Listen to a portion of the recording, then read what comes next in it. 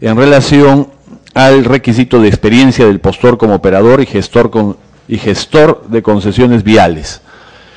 ¿Por qué se hicieron esas modificaciones? Estas se ajustaban a ley, se contrató empresas sin experiencia y de escasos recursos económicos, ¿fue ese el caso?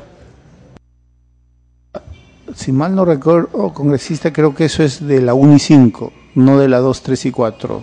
1 y 5, correcto. Claro, claro. Son de las concesiones complementarias que se hizo hace poco, sí, recientemente. Entonces, lo que pasa es que son concesiones diferentes. La 2, 3 y 4 es sobre obra nueva y la 1 y 5 es solamente hay 56 kilómetros nuevos y lo demás es carretera por, digamos, poner puesta a punto y algunas rehabilitaciones, ¿no? Pero en el caso del 1 y 5 no es necesario acreditar experiencia, tanto en la construcción como en la gestión posterior. Claro que sí, los requisitos así lo establecían, pero no al mismo nivel de la 2, 3 y 4, ¿no? Ok. Por su intermedio, Presidenta, de alguna manera se ha discutido, conversado en relación a la participación en el cofinanciamiento por parte del Estado. Dentro de ello no ha sido específico en relación al peaje. ¿Qué componente, cuán importante es el peaje, sobre todo en el campo del mantenimiento de la obra? Como regla general, a nivel casi de política de transporte que se hizo, digamos, por el año 2000 aproximadamente, se estableció que el concepto principal a recaudar o a proteger con la recaudación de los peajes era el mantenimiento, y se estableció como línea general $1.50 por eje. Sin embargo, digamos, en esta concesión en específico, digamos, el peaje proyectado era insuficiente incluso para poder cubrir todo lo que es el tema de mantenimiento, sobre todo en la fase inicial y sobre todo con las proyecciones que en ese momento se manejaban para el desarrollo de la carretera. Entonces, el cofinanciamiento de todas maneras se estableció en el contrato para cubrir el PAO y el PAMO, y por otro lado iba la recaudación del peaje para que el Tesoro tenga, para dos fines. El primer tramo era para todo lo que es eventos catastróficos, el seguro, si hay un huaico, digamos, se establecía la reparación a través de este fondo, y el saldo pasaba a Tesoro, que vía indirecta también servía para poder cofinanciar el pago del PAMO. Es decir, si ahora el Estado puede recaudar más con lo que es el actual futuro peaje, que posiblemente sea más allá de 5 a 10 veces, digamos, lo que se proyectó, eso va a colaborar presupuestalmente a través de la canalización a Tesoro para, digamos, los fines de lo que es primero el PAMO y después el PAO, pero, digamos, tienen caminos separados, pero, digamos, bajo manejo de caja del Estado es para ese fin, ¿no? Gracias.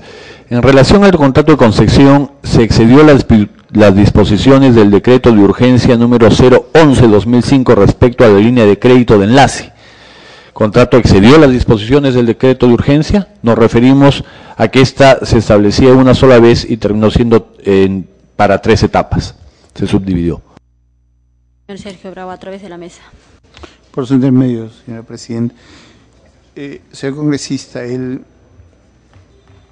tema que, digamos, en la práctica ni siquiera se utilizó la línea de crédito de enlace. O sea, digamos, si pudiera haberse establecido para la primera y con la posibilidad de usarse en la segunda o la tercera, en realidad no fue necesario, porque la bondad de la estructuración hizo que no se necesitara esa línea de crédito de enlace, porque se cerró financieramente a través de la banca privada.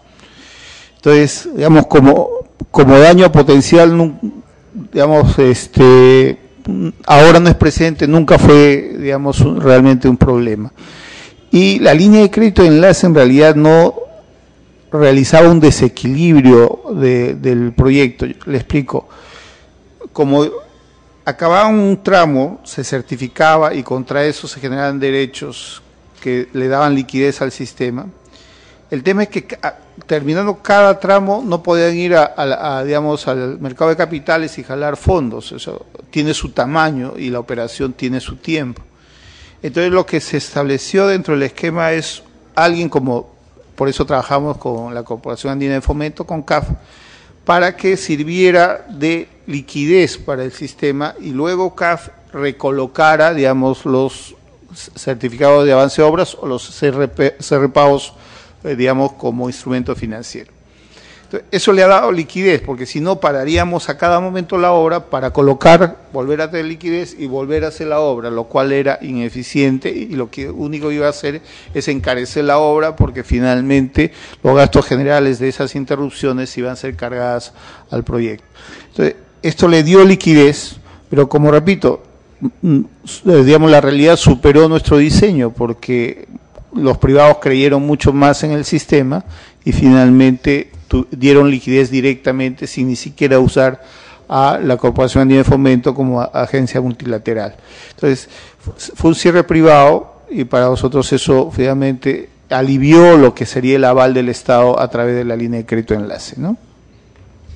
Finalmente, Presidenta, por su intermedio, podemos afirmar que el certificado de aceptación de obra es la garantía que nos presta el sistema y el Estado para el pago y los certificados, el CPPAO, ello garantiza estas modificaciones de adendas señaladas, realmente nos ponen al descubierto como proyecto, como costo, como seguridad de un buen manejo, o el certificado de aceptación de obra realmente nos garantiza que los pagos que se efectúen están bien realizados.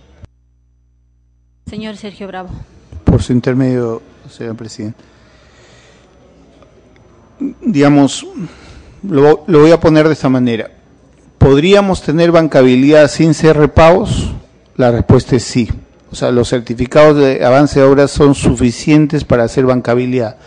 ¿Qué pasa cuando no hay un instrumento estructurado? Simplemente se demora el proceso, o sea, hay más tiempo para poder estructurar y, digamos, las seguridades que el banquero va a pedir posiblemente sean modificaciones contractuales adicionales. Eso es lo que va a pasar, pero ¿qué se gana con el CRPAO? Se hace un instrumento estructurado, fácilmente reconocible por el mercado, que en realidad es el CAO, pero puesto en términos de lenguaje financiero.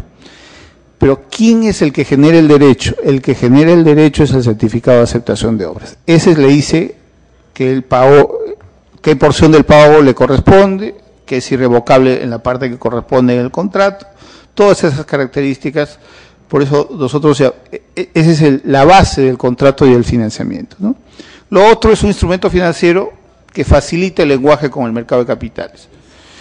Y yo le digo, por ejemplo, y eso lo pueden preguntar a la Cooperación Andina de Fomento, la Cooperación Andina de Fomento en su primer tramo del IRSA Norte, y creo que esto es importante para conocimiento de los congresistas, se hizo sin CRPAO. O sea, la Corporación Andina de Fomento solamente tomó certificado de avance de obras en el financiamiento del IRSA Norte. Entonces se le puede preguntar, por ejemplo, a la CAF si necesitó o no necesitó los CRPAOs para financiar.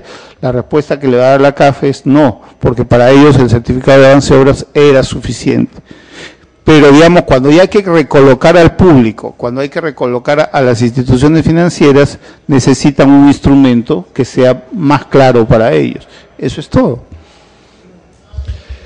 Con eso termino una aclaración. Es decir, que el certificado de aceptación de obra que hace el Estado es el que da origen a las herramientas financieras o la ingeniería financiera posterior a ello. Es decir, si el Estado no certifica que se ha realizado la obra y en las condiciones adecuadas, no procedería el apalancamiento o la herramienta financiera, llamémosles. Por su intermedio, eso es exacto. O sea, lo que da derecho a la cobranza es el certificado de avance de obras. Gracias, presidente, es todo. Congresista Aurelio Pastor. Son preguntas muy puntuales al señor Bravo. La incorporación de los CRPAO al contrato vía las adendas que se han señalado, ¿le generan algún gasto adicional al Estado peruano?